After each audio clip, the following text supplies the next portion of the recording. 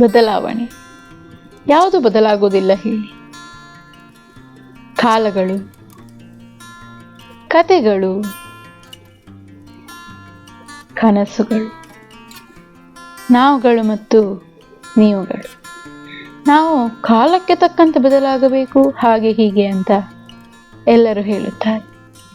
ಆದರೆ ಇಷ್ಟು ವರ್ಷಗಳ ಕಾಲ ಲೋಕದ ಪರಿವೇ ಇಲ್ಲದೆ, ಜವಾಬ್ದಾರಿ ಎನ್ನುವ ಪದದ ಅರ್ಥವನ್ನು ಶಬ್ದಕೋಶದಲ್ಲಿ ಹುಡುಕುವ ಪರಿಸ್ಥಿತಿಯೇ ಬರದೆ, ಬೆನ್ನ ಮೇಲೆ ಬೇತಾಳನಂತಿದ್ದ ಬ್ಯಾಗೊಂದರ ಭಾರವನ್ನು ಇಂದು ಹೊತ್ತುಕೊಂಡು ತಿರುಗುತ್ತಿದ್ದವರು ಮುಂದೊಂದು ದಿನ ಇದೆಲ್ಲವನ್ನು ಮರೆತು ಜವಾಬ್ದಾರಿ ಎನ್ನುವ ಪದವನ್ನು ಅದೇ ಬೆನ್ನ ಮೇಲೆ ಹೊತ್ತುಕೊಂಡು ಹೇಗೆ ತಿರುಗುವುದೆಂದು ಯಾರೂ ಹೇಳಿಕೊಡಲಿಲ್ಲ.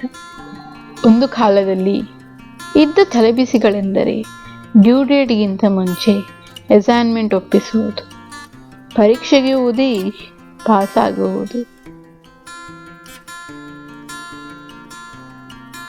ತರಗತಿಯಲ್ಲಿ ಕಣ್ಣುಗಳನ್ನು ತೆರೆದು ನಿದ್ರಿಸುವುದು, ಯಾವ ಟೀಚರ್ ರಜೆ ಹಾಕುತ್ತಾರೆ ಎಂದು ಲೆಕ್ಕ ಹಾಗೂ ಫೇರ್ವೆಲ್ಗೆ ಯಾವ ಸೀರೆ ಉಡುವುದೆಂದು ಚಿಂತಿಸುವುದು. ನಮಗಿದ್ದ ತಲೆಬಿಸಿಗಳು ಎಷ್ಟ ಕ್ಲಾಸಿನಲ್ಲಿ ನನಗೆ ಎಷ್ಟನೇ ಪ್ಯಾರಾಗ್ರಾಫ್ ಓದಲು ಸಿಗುತ್ತದೆ ಎಂದು ಲೆಕ್ಕ ಹಾಕುವುದರಿಂದ ಹಿಡಿದು ಇನ್ನೊಬ್ಬರ ಆದಾಯದ ಮೇಲೆ ಎಷ್ಟು ತೆರಿಗೆ ಬೀಳುತ್ತದೆ ಎಂದು ಲೆಕ್ಕ ಹಾಕುವವರೆಗೆ ಬಂದು ನಿಂತಿದೆ ಜೀವನ. ತರಗತಿಯ ವಾತಾವರಣದಿಂದ ಆಫೀಸ್ನ ವಾತಾವರಣಕ್ಕೆ ಹೊಂದಿಕೊಳ್ಳುವುದು ಯಾಕಿಷ್ಟು ಕಷ್ಟ? ಇನ್ನೆಂದೂ ಆ ಕ್ಷಣಗಳಿಗೆ ಮರಳಲಾಗುವುದಿಲ್ಲವೆಂದೇ.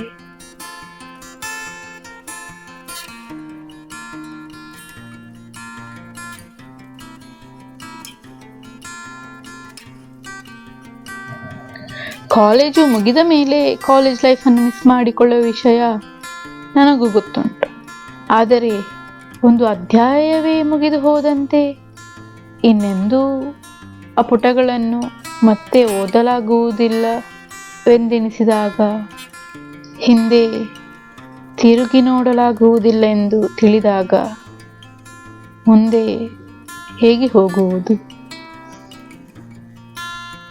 ಇನ್ನೇನಿದ್ದರೂ ಕಥೆಯನ್ನು ಮುಂದಕ್ಕೆ ಓದಿಕೊಂಡು ಹೋಗಬೇಕು ಎನ್ನುವ ವಿಷಯ ಜೀರ್ಣಿಸಲು ಕಷ್ಟವಾಗುತ್ತಿದೆ. ನಗುವಿಲ್ಲ, ತರಲೆ ಜೋಕುಗಳಿಲ್ಲ, ತಮಾಷೆ ಅಂತೂ ಇಲ್ಲವೇ ಇಲ್ಲ. ಎಲ್ಲಿ ಜೀವನದ ಗಮ್ಮತ್ತೆಲ್ಲ ಇಲ್ಲಿಗೆ ಕೊನೆಗೊಂಡಿದೆ ಎಂದು ಚಿಂತೆ ಆಗುತ್ತದೆ. ಅಥವಾ ನಾನೇ ಅತಿಯಾಗಿ ಯೋಚಿಸುತ್ತಿದ್ದೇನೋ ಗೊತ್ತಿಲ್ಲ.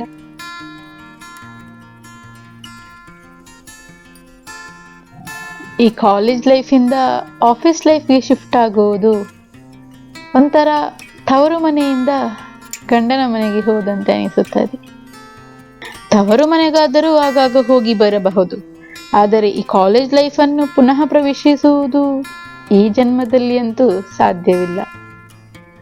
ಎಷ್ಟೇ ಕಟಿಪಿಟಿಯಾದರೂ ಕೊನೆಯಲ್ಲಿ ಹಳೆಯ ಅಧ್ಯಾಯಕ್ಕೆ ವಿದಾಯ ಹೇಳಿ ಹೊಸ ಅಧ್ಯಾಯವನ್ನು ಮುಂದುವರಿಸಬೇಕಾಗಿದೆ.